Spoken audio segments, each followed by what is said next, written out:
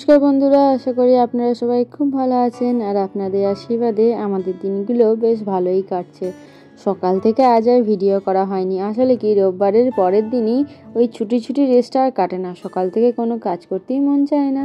তাই এই বিকেলের পর থেকে ভিডিওটা অন করলাম।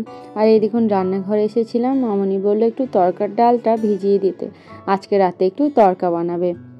আর এমন অবস্থা, গতকাল যে আমরা ওই রকম বৃষ্টির মধ্যে নাকানি চোবানি খেয়ে এক হাঁটু জল মারিয়ে বাড়ি ফিরলাম, কিন্তু কি জন্য গেলাম আর কি কিনে ফিরলাম সেটা আর আপনাদেরকে দেখানো হয়নি।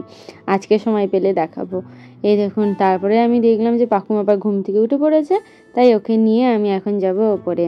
এই দেখুন, কাল ভাইয়ের বাড়ি থেকে এই যে মা হাঁসটা, তার সাথে 5টা ছোট্ট বাচ্চা হাঁস এনেছে। দুটো ওপরে রাখবো আর এই মা আর দুটো বাচ্চাকে নিচে রাখবো, তাহলে পাকুমের কোনো অসুবিধা হবে না, যেখানেই থাকবে সেখানে গিয়ে এই হাঁসগুলো নিয়ে খেলতে পারবে। দাঁড়ান, সন্ধে দিতে আসবো, এসেই দেখি এই জুলি সুন্দরী বাইরে বেরোবে। ওর এখন এই বিকেল হয়ে গেলে আর ঘরে থাকার মন হয় না। এখনো বেরিয়ে হয় যাবে বাবার দোকানে, নয় আমাদের এই পাড়ার ওই দিকে একজন একটা ছোট বাচ্চা কুকুর পুষেছে, তার সাথে ঝগড়া করবে। সব ব্যাপারই মুচ্ছুদি মারতে হবে। দেখছেন এই ছোট হাত দুটো কেমন বদমাইশ, যা দেখছে তাই শিখছে। আগে জানেন তো, আমাদের পাড়াতে এই লুলু বলে একটা কুকুর ছিল।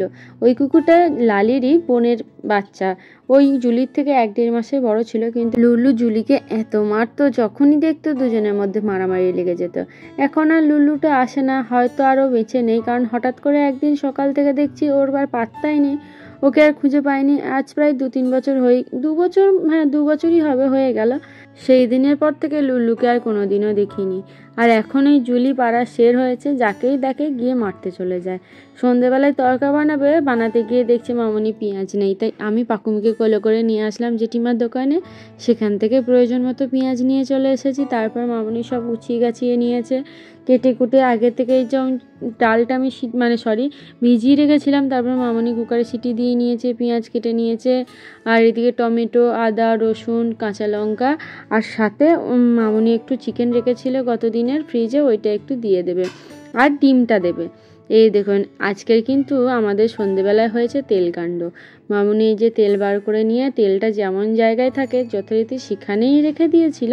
তারপর মামনি তো রান্না করছিল, আমি দাঁড়িয়ে ভিডিও করছিলাম যে কিভাবে কি রান্না করে দেখব।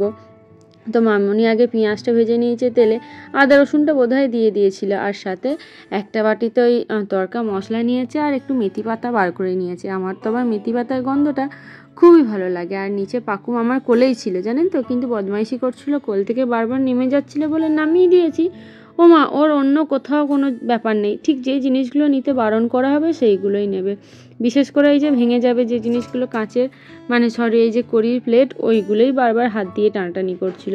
নিচ্ছিল বলে আমি দিয়ে পিছিয়ে দিলাম, ও মা দেখছি কিন্তু সে মেয়ে শুনবে কেন, বারবার সেই প্লেটগুলো নিয়েই টানাটানি করছে। তাই বাধ্য হয়ে ওকে নিয়ে আমি পাশের ঘরে চলে গেলাম। আর তা করতে করতে দেখলাম মামনি পেঁয়াজগুলো ভাজার পরে একটু টমেটো দিয়ে নিয়েছে, কিন্তু আমি আর ভিডিওটা করতে পারলাম না। আমি তো পাকুমকে নিয়ে এই ঘরে বসে আছি। ওমা, এই ঘরে গিয়েও শান্তি নেই, ঠিক ঠাকুর ঘরের নিচে ওই যে জিনিসগুলো রাখা থাকে ওইগুলো নিয়ে টানাটানি করছে।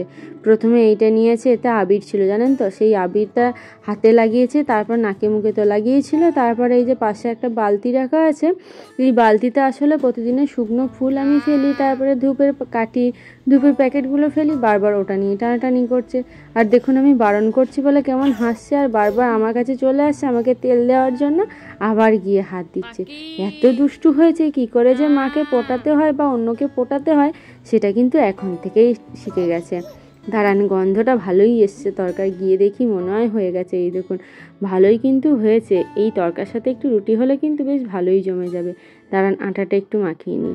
আর এরপর আমি আর ভিডিও করতে পারিনি, কারণ পাকুম এত দুষ্টুমি করছিল। রান্নাঘরে গিয়ে প্রায় 4 কেজি সর্ষের তেল, গোটা মাসে বাজারের সাথে তেল এনে রেখেছিল, সেই তেলের ড্রামটা ধরে পুরো উল্টিয়ে দিয়েছিল।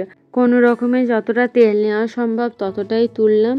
তারপরে রান্নাঘরটাতে পুরো তেলে হয়ে গেছিলো, চিটচিটে হয়ে গেছিলো, বা ভীষণ স্লিপ করছিল। তারই মধ্যে বহু কষ্টে আমি রান্নাঘরটা ঘষে মেজে পরিষ্কার করলাম। তা করতে করতে প্রায় 8:30 পৌনে 9টা। তারপরে পাকুনকে খাওয়ালাম। তারপরে এখন মেয়ে নিশ্চিন্তে। যাই হোক, আজ আর জিনিসগুলো দেখানো হলো না কি কিনেছিলাম। আগামীকাল অবশ্যই আপনাদেরকে দেখাবো।